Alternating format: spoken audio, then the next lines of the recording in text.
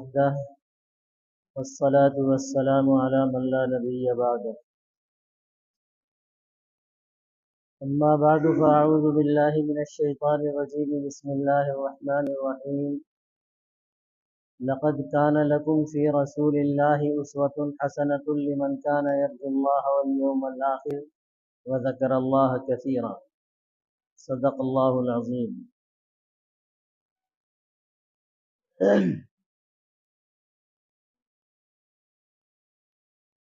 اللہ تبارک و تعالی نے اپنے لاڈلے حبیب نبی آخر الزماں محمد الرسول اللہ صلی اللہ علیہ وسلم کو جب مبعوث فرمایا تو اس وقت دنیا کے حالات ایسے تھے کہ انسانیت ختم ہو چکی تھی، انسان درندہ بن چکا اور خود غرضی، مفاد پرستی، اپنی انا، اس کی خاطر دوسرے کا کچھ بھی ہو جائے اس بات کی پرواہ نہیں۔ ایک غلام کو لایا جاتا اور دو آدمی آپس میں شرط لگاتے، میں تیر ماروں گا، اگر اس کی دانی آنکھ میں لگ گیا تو تجھے شراب کی پارٹی دینی ہوگی، اور اگر نہیں لگ پایا تو میں شراب کی پارٹی دوں گا۔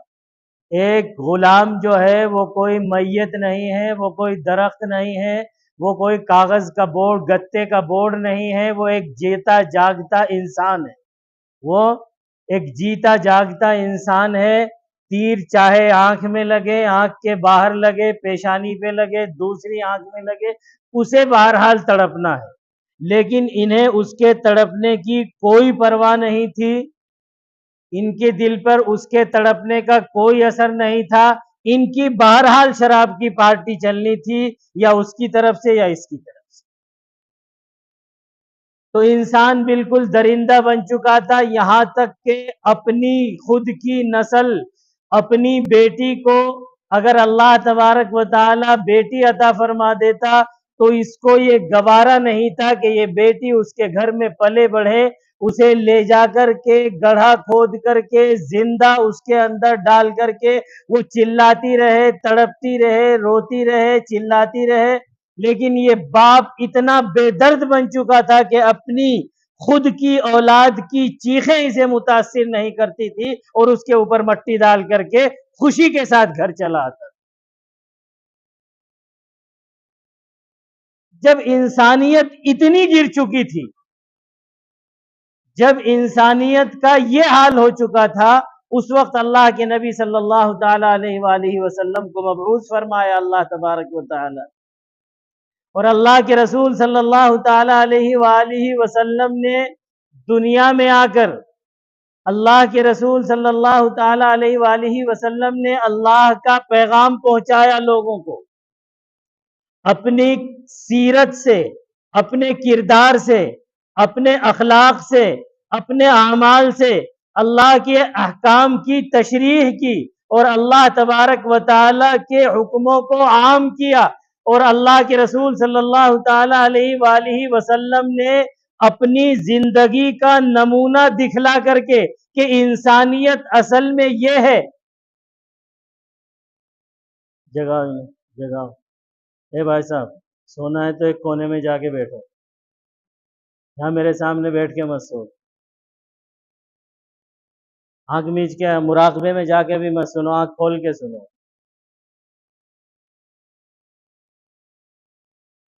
اللہ کے رسول صلی اللہ تعالی علیہ وآلہ وسلم نے اپنی سیرت و کردار سے اللہ تبارک و تعالی کے احکام کو لوگوں کے سامنے پیش کر کے یہ بتلا دیا کہ اصل انسانیت یہ ہے، اور جو اس وقت انسانیت کا معیار بن چکا ہے وہ اپنے معیار سے نیچے گر گئی۔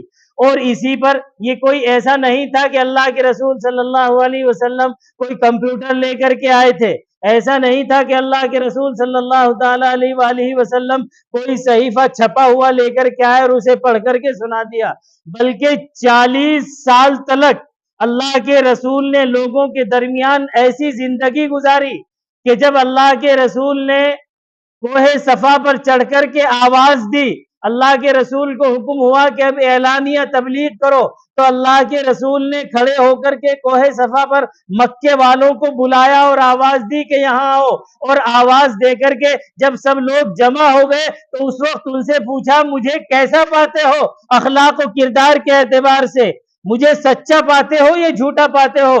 تو سارے مکے والوں نے ایک زبان ہو کر کے کہا تھا آپ سے سچا معاشرے میں کوئی نہیں، آپ سے اچھے اخلاق والا معاشرے میں کوئی نہیں، آپ سے امانت دار معاشرے میں کوئی نہیں، کردار میں آپ سے اچھا کوئی نہیں، آپ جو کہیں گے وہ سچ کہیں گے۔ اس کے بعد کیا ہوا وہ تاریخ شاہد ہے اور سیرت کی کتابوں میں بھرا پڑا ہے۔ جن کے حق میں ہدایت تھی انہوں نے اللہ کے نبی کو تدریجاً بات مان لیا، سب نے اسی وقت نہیں مانا، لیکن کچھ لوگ دشمن ہو گئے اور ایسے دشمن ہو گئے کہ آپ کی جان کے در پہ ہو گئے۔ بہرحال مجھے سیرت کے اس پہلو کی طرف نہیں جانا، میرے عرض کرنے کا مقصد یہ ہے کہ اللہ کے رسول نے 40 سالہ ایسی زندگی گزاری کہ اپنا اور پرایا ہر ایک نے کہا کہ انسانیت اصل میں اس چیز کا نام،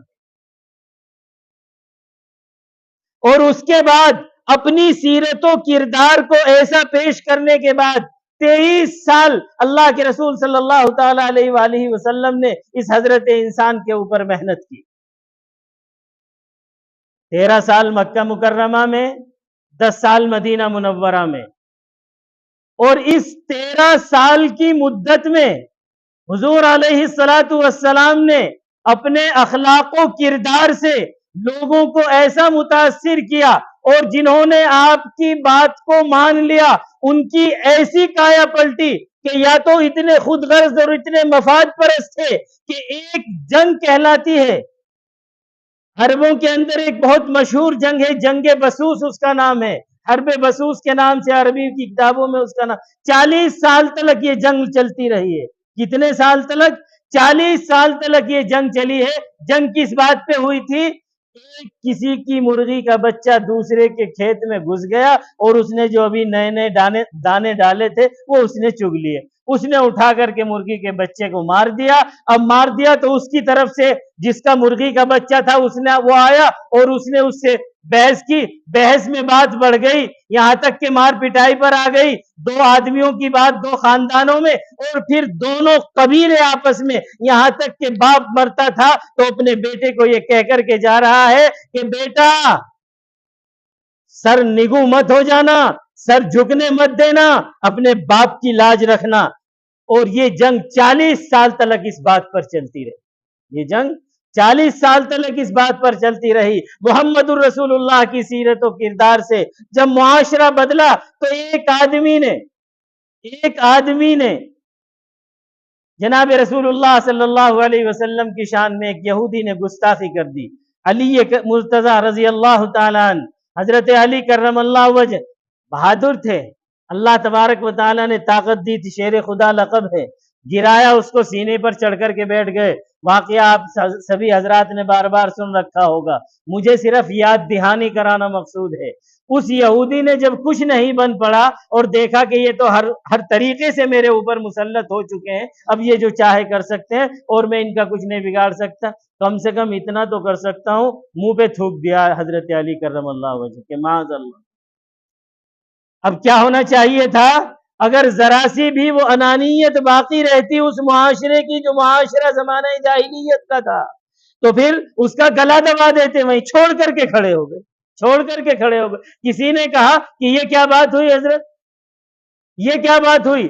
اب تو آپ کو اس کے اوپر پورا تسلط حاصل تھا، پورا قبضہ حاصل تھا، اور اگر آپ چاہتے تو اس کو کسی بھی طریقے پر اب ختم کر سکتے تھے، پچھاڑ سکتے تھے۔ اس نے تو اور آپ کو غضب دلوا دیا تھا، غصہ دلوا، اب چھوڑنے کا کیا مطلب؟ کہا کہ پہلے ناموس رسالت کے لیے تھا، پہلے جو کچھ تھا اللہ کے رسول صلی اللہ تعالی علیہ وآلہ وسلم کی ناموس اور آپ کی عزت کی حفاظت کے لیے تھا، اور اب یہ جو اس نے میرے منہ پر تھوکا تو مجھے غصہ آ گیا، اب اگر میں کچھ کرتا تو یہ اپنی ذات کے لیے۔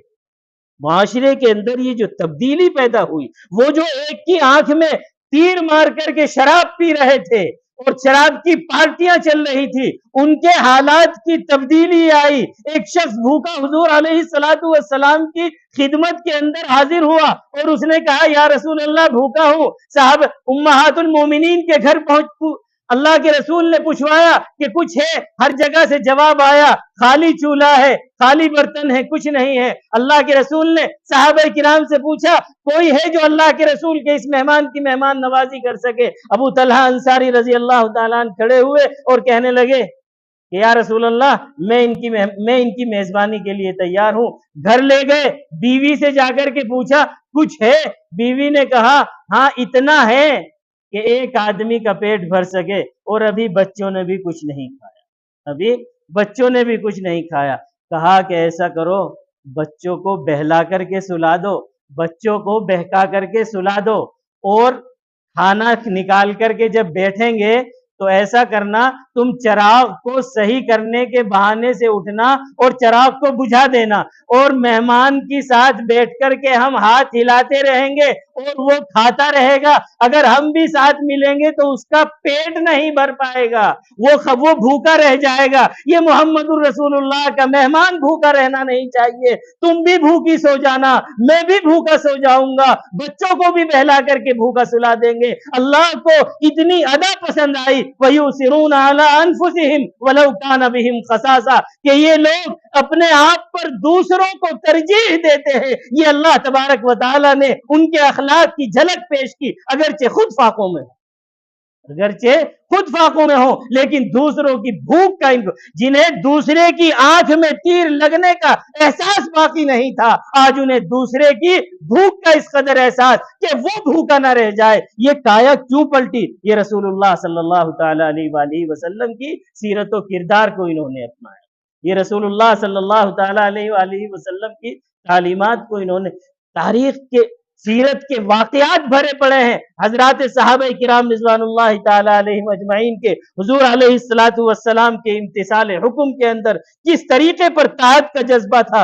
اللہ کے رسول خطبہ دے رہے ہیں، باہر سے حضرت عبداللہ ابن مسعود رضی اللہ تعالیٰ عنہ آ رہے ہیں۔ عبداللہ ابن مسعود رضی اللہ تعالیٰ عنہ نے ابھی مسجد کے باہر ہیں، مسجد کے اندر کچھ لوگ کنارے پر کھڑے ہوئے تھے، حضور علیہ الصلوۃ والسلام نے ان سے کہا بیٹھ جاؤ۔ جب یہ بیٹھ جاؤ کہا تو عبداللہ ابن مسعود مسجد سے باہر ہیں، وہیں بیٹھ گئے، اندر نہیں آئے۔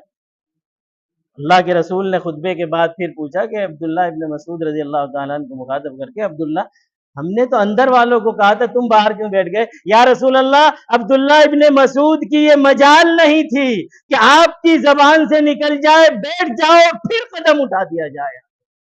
یہ تھا اللہ کے رسول صلی اللہ تعالی علیہ وآلہ وسلم کی اطاعت کا جذبہ، اپنے ہاتھوں سے لڑکیوں کو زندہ درگور کرنے والے۔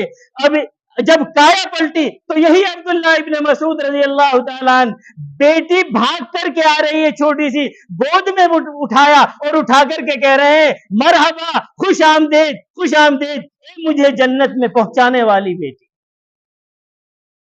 یہ کایا پلٹی جناب رسول اللہ صلی اللہ تعالی علیہ وآلہ وسلم کی سیرت و کردار کے اپنانے سے۔ یہ سیرت و کردار آج بھی موجود ہے، ایسا نہیں ہے کہ آج نہیں ہے۔ کسی بھی مقتدا کی سیرت اور اس کے حالات زندگی جتنا جناب رسول اللہ صلی اللہ تعالی علیہ وآلہ وسلم کے صحیح شکل میں موجود ہے، ہمارے محدثین نے ایک ایک چیز کو چھان پھٹک کر کے، بہت زور سے بول رہا ہوں میں، پھر کیا سونے کا کیا، اتنی زور سے تو ویسے بھی نیند نہیں آتی۔ اگر برابر میں کوئی ذرا سا موبائل چلاتے تو اسے کہتے ہیں بند کرو بھائی مجھے نیند نہیں آ رہی، میں اتنا چلا رہا ہوں آپ پھر بھی میرے سامنے بیٹھ کر کے سو رہا ہے۔ کہاں تھا بھائی؟ اب یہ دیکھو نیچے چکا لے گا نظر۔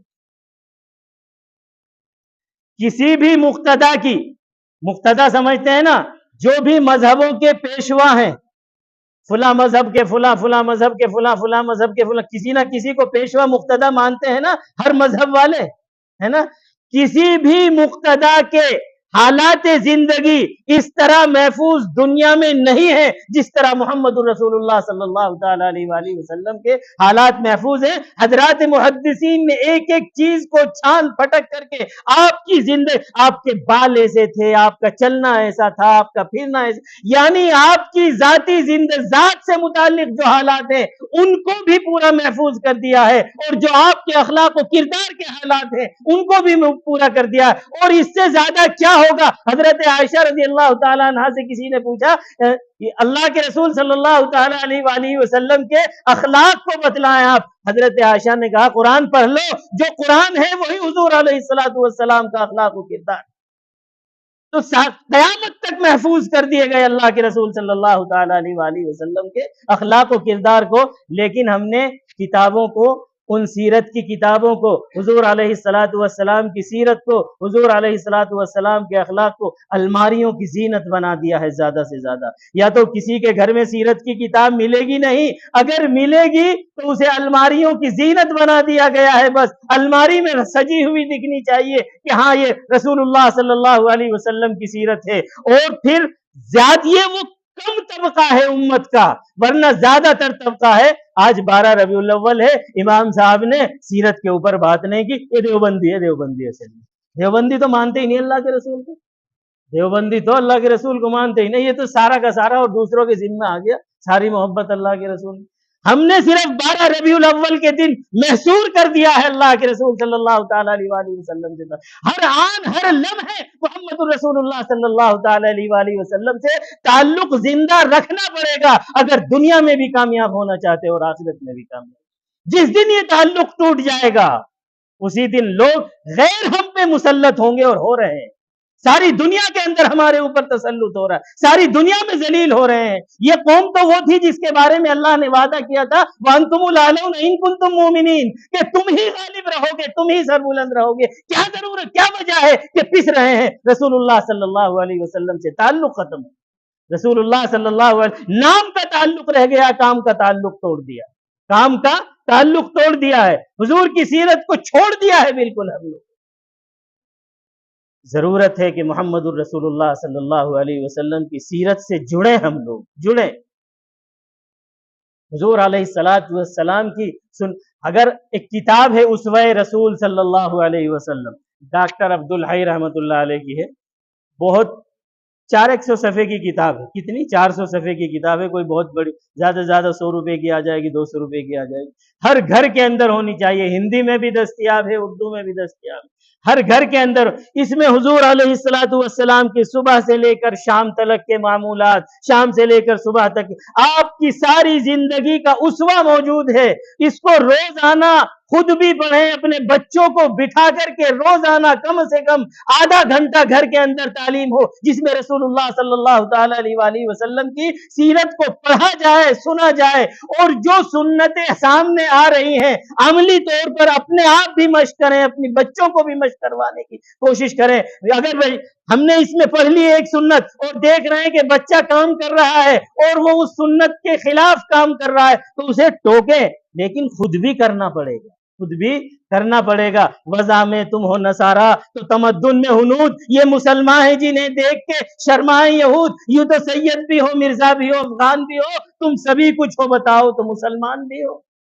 अपने आप को भी मुसलमान बनना पड़ेगा। ये नहीं हो सकता कि सीरत की घर में किताब पढ़वा करके सुबह ही सुबह अपनी दाढ़ी को खुरचेगा। अगर अपनी दाढ़ी को खुरचेगा सुबह सुबह और उस पे उस तरह चलाएगा तो उन बच्चों को जिन्हें सुनाया जा रहा है उनकी जात पर कोई असर इस सीरत का नहीं हो सकता। खुद भी मुसलमान बनने की कोशिश करें, रसूलुल्लाह सल्लल्लाहु तआला अलैहि वसल्लम की सीरत को अपनाएं। ये किताब हर घर में मौजूद हो। उसवे रसूल सल्लल्लाहु अलैहि वसल्लम नाम है, हिंदी में भी दस्तयाब है, अंग्रेजी में भी, उर्दू के अंदर भी दस्तयाब है।